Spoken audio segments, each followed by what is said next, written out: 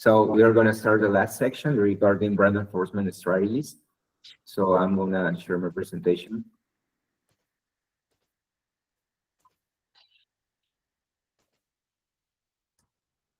Great. So let's talk about brand enforcement. So first of all, I would like to talk about the current situation. In this last section, I'm going to be more specific regarding the Peruvian current situation regarding piracy and counterfeit products. So last year, the United States Trade Representative actually they issued a 301 report, a well-known 301 report, and of course, it is let's say an identification of the countries that actually have let's say have actually current problems regarding piracy and counterfeit problems in the market. So when you see the report, you would go to the Peruvian section of it, and we as a Peruvian, let's say, a country, we have some delays regarding, for example, statutory damages. There is plenty legislation in that sense.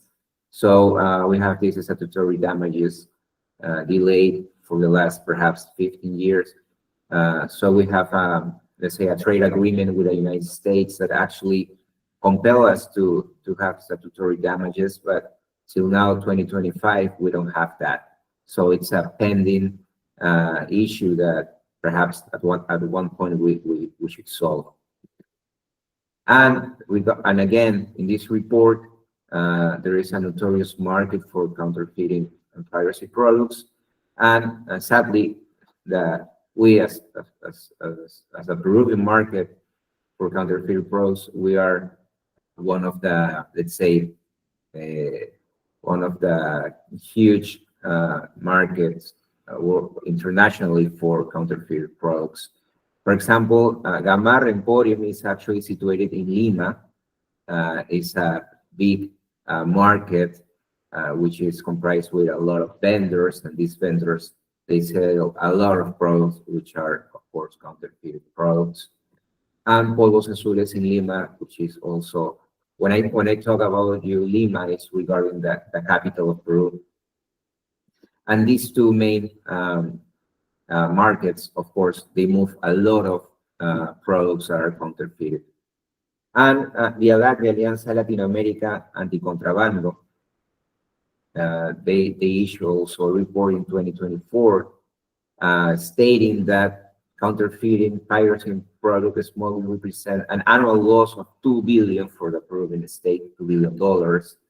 And the most frequently counterfeited items includes electronic and electrical goods, headphones, batteries, microphones, along with clothing, let's say, and sneakers. So these are the most frequently counterfeited items that you may, for example, if you go to Gamarra and Polvos Azules, you may find these counterfeited items as well. So, of course, we have that current situation, but of course, one main question is, so what does the Peruvian authorities have done so far regarding this situation? So there's really important anti-piracy initiatives regarding that. So, for example, in the copy, which is actually the trademark office, or in the copy is actually is broader than that, is the Agency for IP and Competition. They have an average of 250 fines per year and has seized counterfeit goods for a value of 13 million annually. We have an IP police here in Peru as well. So there are a lot of raids that have been conducted in this previous market that I just mentioned before. And for example, as I was telling you, you would find in these markets, for example, sneakers of very well-known trademarks including Puma, Nike, Calvin Klein, among others. And the estimated value of such goods is around $5 million. There are other raid actions conducted at other important markets in that sense.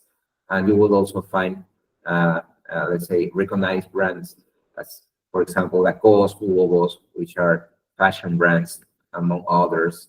And there is also an estimated value of size goods around $2.5 million. And then there are some initiatives or pending, let's say, initiatives that maybe become real within the next years. For example, the Commission for the Fight Against Custom Offenses and Piracy, they are trying to coordinate with many, let's say, public and private entities to actually have a specialized criminal court for custom offenses and IP, and have a national coordinator superior prosecutor office regarding piracy as well. So, of course, since we have a really complex situation regarding piracy and counterfeited products, there are important initiatives that you would find here in Peru regarding that, in order to, of course, defend the IP rights of the trademark owners. So let's talk about now about the competent authorities regarding that. So you'll find that, of course, the police has an IP division in that sense for intellectual property criminal investigations. You also find, of course, for the public prosecutor office, they have a provincial specialized public prosecutor in that sense for IP. And in the copy, of course, as an administrative body, you will also find there is a division for infringements as well, and the custom authorities, which is implicated within this, let's say, structure in order to fight against piracy. So, in order to have a broader understanding of how actually of where are the main points in the Peruvian, let's say, geography, we have elaborated this map. So you would find here many seaports, or the main seaports, right, ports, that has a lot of economic, there's a lot of, let's say, transactions of high value products that are, of course, counterfeited products. So, for example, Tumbes, which is in the north part of Peru, and it's actually a land border crossing point between Peru and Ecuador. And of course, there's a lot of counterfeited and smuggling products as well in that region. Also in the northern part of Peru, you'll find Piura, and they handle exports and imports valued at approximately $4 billion. And as I say in starting this webinar, that the Peruvian government has just signed or just inaugurated the Chancay port, which is a really huge port in Peru, and it's going to be, let's say, the hub for export imports and it's going to be the entry for the South American region in that sense. And of course, there are other important key ports in the southern part of Peru. As you can see, there is Puno, which actually it's a land border with Bolivia as well. There is a notable history, as I wrote in the slide, of smuggling and piracy via Lake Titicaca and land crossings. So this is for you to have a broader understanding of how actually smuggling and piracy is in Peru. So let's talk now about the brand enforcement strategies. And in that sense, it is important, if you want to protect your brand here in Peru, we always recommend to start a registration with the customs authority. It's a really fast procedure.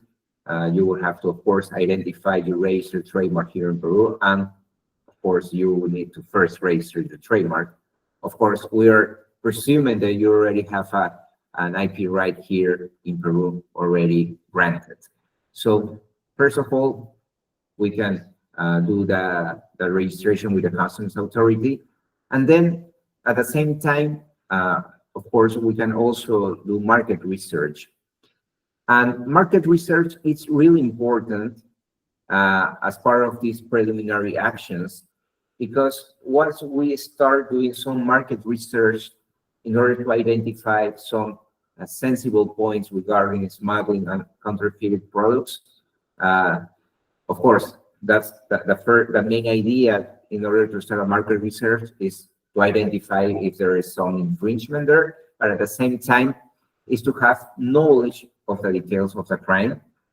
So, for example, one thing is to identify perhaps a vendor that is offering counterfeited products, or perhaps other scenarios to identify a manufacturer of counterfeited goods.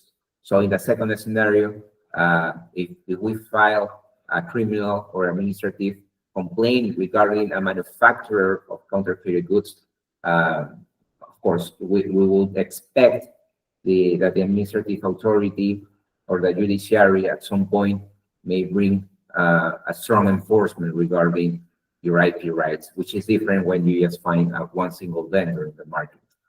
Other, let's say, objective behind the market research is to identify the infringer's solvency for potential compensation.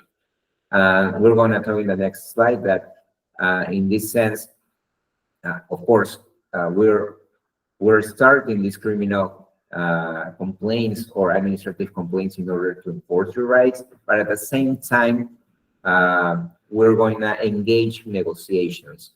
So you can, as a brand owner, get a monetary relief in that sense. But in order to start that negotiation, we need to know what is the infringer's, let's say, financial situation at some point. Of course, other important part is that we have to identify if the infringer has any criminal records. And from there, we can, of course, identify any strategic points to proceed with seizure and negotiation. So, of course, once we identify the infringement, we normally send a cease and desist letter, which is really important. So in case we need to file a criminal or administrative complaint, this might be a really good proof for the examiner or the prosecutor office, or in instance for the judiciary to let them know that we try to actually, before triggering all these, let's say, criminal administrative steps, that we try to negotiate with the infringer before, of course, initiating these procedures. And I'm going to talk to you here, of course, in the scenario in which we send a cease and desist letter, and the infringer, of course, he doesn't care, even though he's committing a crime, which is an IP crime. We have two routes. We have the criminal route or the administrative route. And in that sense, we need to balance, of course, both scenarios have their pros, but also their cons. And it finally depends on what actually the brand owner desires. So if we take the criminal route, it's more about focusing on removal of the counterfeit goods of the market. So in instance, when we compare that with the administrative route, basically, of course, the administrative has a chance and has a faculty and the competence to start an order to seizure some counterfeit goods, but it also has the competence to order some monetary penalties. So if we say, okay, let's go to the trademark office, to the infringement section, of course, if we have a lot of proof that there is an infringement, at some point you would know that the administrative authority will fine the infringer. And based on these potential fines, you would then start negotiation. So that's a good tool for you to have a better position within the negotiation. And again, for criminal, it's because actually the trademark owner is seeking for a final relief because he doesn't want these counterfeit goods to be in the market. So he wants a permanent removal. And again, and if you are, for example, in a digital market, and you just found out that your brand is being counterfeited by a vendor that is part of this digital platform, you would need to go, or it's quite easier if you go to the administrative route, because there is this sort of contributory infringer, let's say, in which even though the platform is not part of the sanctioning procedure, the trademark office will compel the platform to start some measures, to start some, let's say, corrections regarding this platform. And once the trademark office actually orders the platform to do so, in the case that in the future they don't start, for example, implementing some protocols in order to identify if the vendor has any records of infringer. If they don't do that, they fail to do that, then you can actually file a claim against the platform for not actually taking care of some protocols regarding that. Other important aspect is an economical aspect. Once you file a criminal complaint, actually the public prosecutor bears the cost, the logistic as well. But when you file an administrative complaint, actually you will need to pay, for example, if you have counterfeit goods, you have to take them to a facility in order to keep them there. And of course, you will need to pay in order to have the facility and safeguard all these counterfeit products until the administrative procedure ends. That may take 2 or 3 years, for example. Now, criminal administrative route, they have two, let's say, common characteristics, which is that both of them, they allow preliminary injunctions are available outside of the main proceedings. So if you just find that there is some infringement going on, you don't need per se to file a criminal complaint, but you would just need to file an injunction or requesting the trademark authority or the criminal authority to actually order a preliminary injunction which is available outside the main proceeding. Of course, there is a condition that once there is a preliminary injunction outside the proceeding, you would need to, after a while, file the criminal administrative complaint. Okay, so this is what I actually wanted to share with you. We're running out of time at this point, so I'm sorry if I just run this section, but this is really important for you to know. Again, some key points regarding this section for the Peruvian situation is that even though there is let's say a complex situation regarding smuggling and counterfeit products, we have the administrative authorities and of course the public prosecutor and judges. They have a lot of power in order to enforce your IP rights. Another important thing for you to know is that there are preliminary injunctions available outside of the main proceedings, which is really important to know. And of course, just to do a fast wrap up, is that as I was telling you before, we always recommend to register your trademark with the customs authority. So that's really important for us to, of course, start a strategy for enforcing your rights. Sorry that I just, here. Voluntary registration with customs authority is really important because the officers within the customs authority, they always exposed to all these goods that are being imported. So they will send let's say a surveillance watching alert to the trademark office, and then the trademark office will take contact with us as legal representative of the trademarks, and there we can of course analyze the the case and see what strategy is best, to file a criminal complaint, to file an administrative complaint, or perhaps to try to get an injunction from the trademark authority outside of the procedure, which is also an available route. So again, it is really important to do this voluntary registration with customs authority. Then, of course, I was telling you, we have the market research, which is also important in that sense. So that's for me. And just to finish my presentation, before Rick talks about this last section regarding how China actually faces brand enforcement. Well, this is the IP team that we have in our law firm. Carlos and Jose and part of brand protection, they have a lot of experience on brand protection in that sense. We do a lot of brand prosecution and patent prosecution as well. We have, of course, we have our patent analysts in that sense. So thank you for participating in the event.